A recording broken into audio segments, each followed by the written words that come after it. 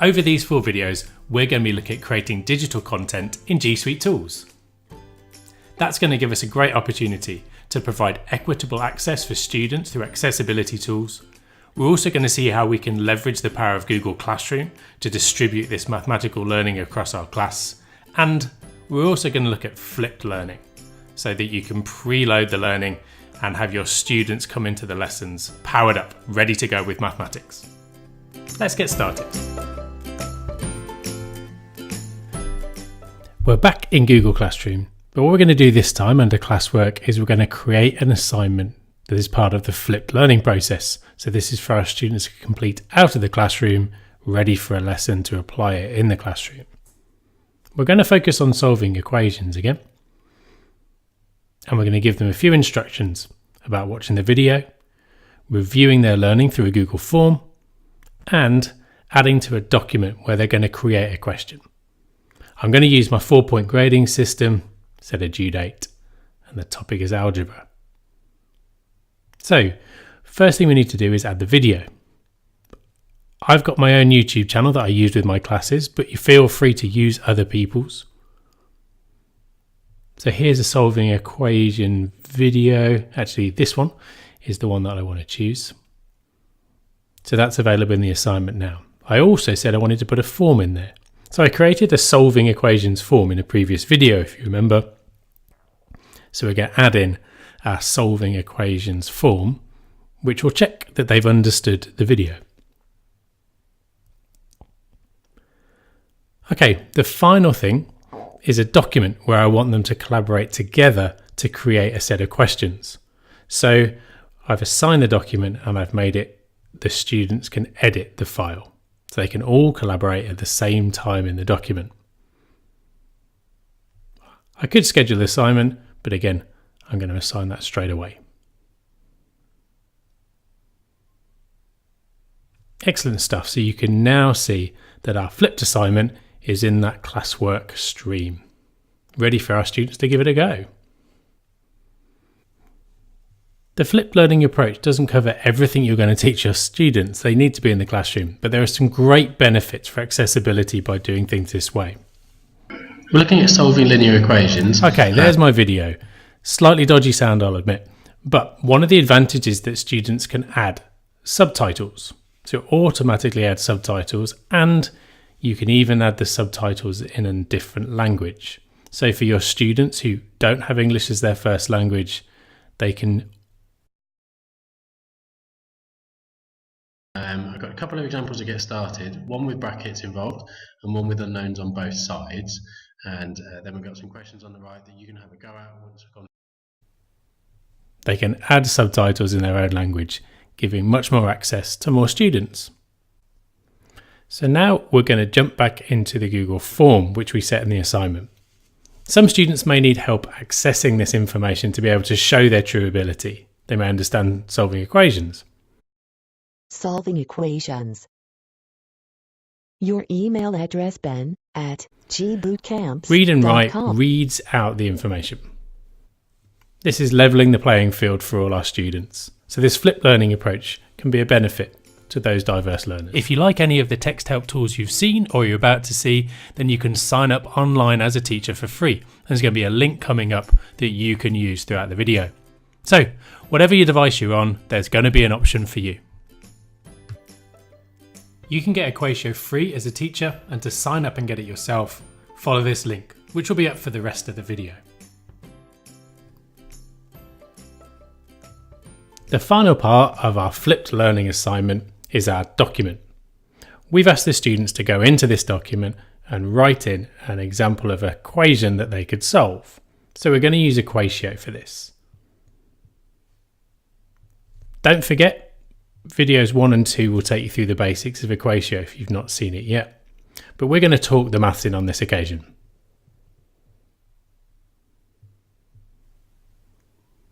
(3x plus 7 equals 2x minus 5).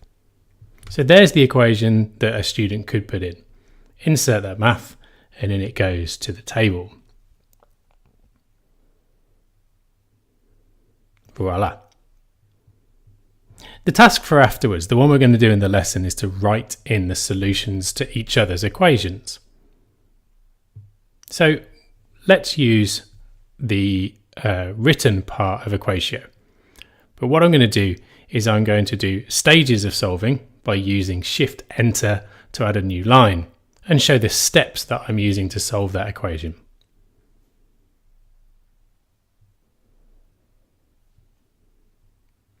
For those purists amongst you, I'm obviously applying that step to both sides. Sorry for not writing it. But that's something that we can add in the feedback, can't we? So there is both the equation and the solution.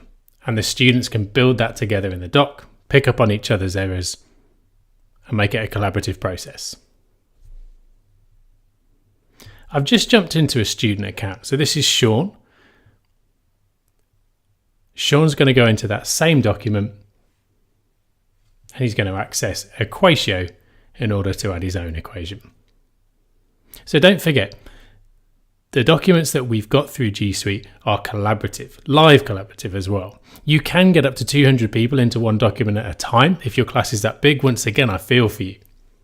And we're back in our teacher document here. You can see that Sean is in it with the pink S in the top. And there we go. Sean has entered using Equatio his equation. And we can have a go at solving that and adding this solution at another time.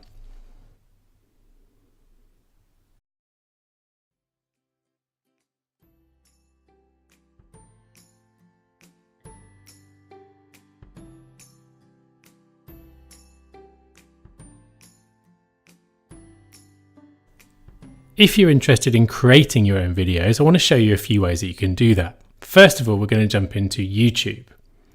And through the icon on the top right, we're going to go to the Creator Studio. In there is a live streaming option. So one option for teachers, and some teachers are taking, is to provide an online streamed video for their students. So you can see that you can choose to go live straight away. But there's another option where you can schedule a live event. These will always be available after the event, and you don't have to make them public if you don't want to. So let's create our solving equations one.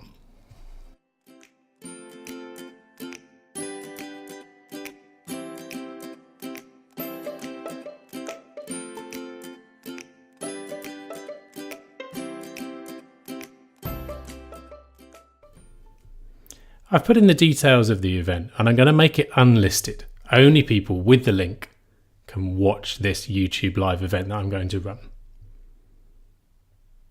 Now that I've created it, it's ready to go.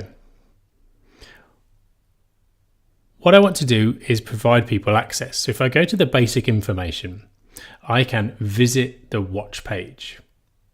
The watch page is the page that people will visit to watch it. So I'm going to copy that link, take that back into my classroom, and then while you could do it as assignment if you wanted, like mandated people to watch it, but rather than assignment, we're going to go into the stream and choose to add it as an announcement. So let's let the students know about our solving equations revision video that's going to go out. Don't forget, in Classroom, you don't have to assign to all students. It might be a revision video aimed at a few particular students if students have expressed an interest or you know they need a bit of support. So I've pasted in my watch page link, give them a bit more information about how they can access it, and once I'm ready, I can post that or schedule it to go out in the stream and provide students with remote access to my expertise, even if we're not in the classroom.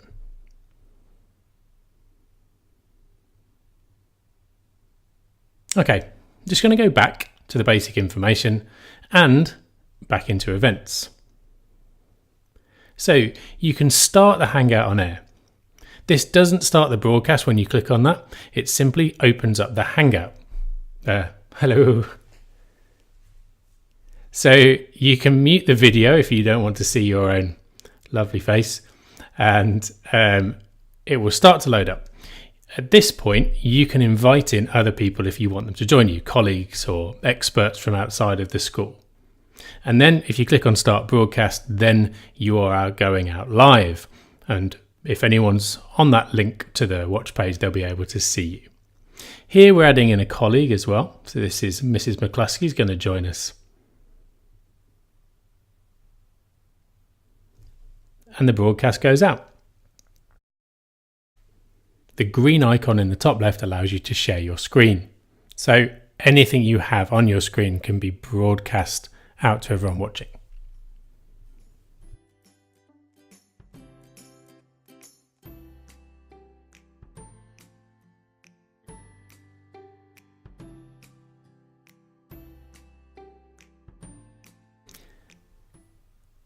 Now, obviously, this is coming towards the end of the 4th video of a 4-part series where we've been looking at maths in the digital classroom.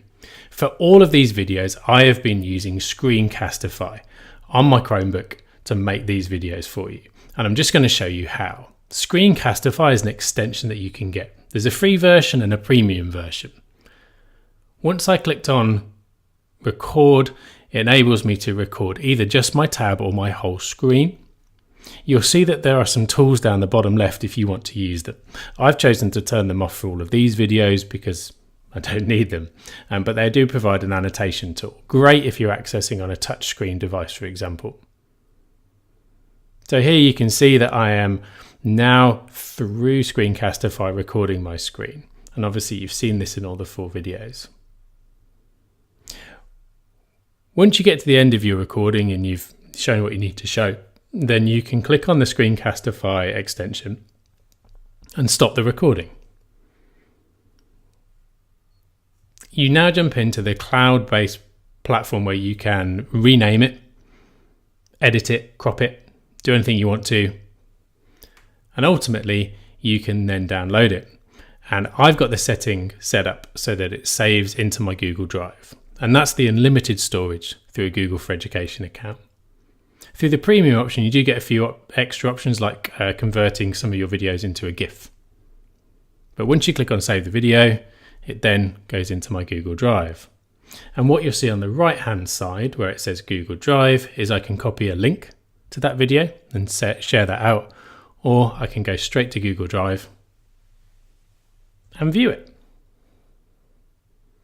So that's how you can capture your screen in order to share learning with your students.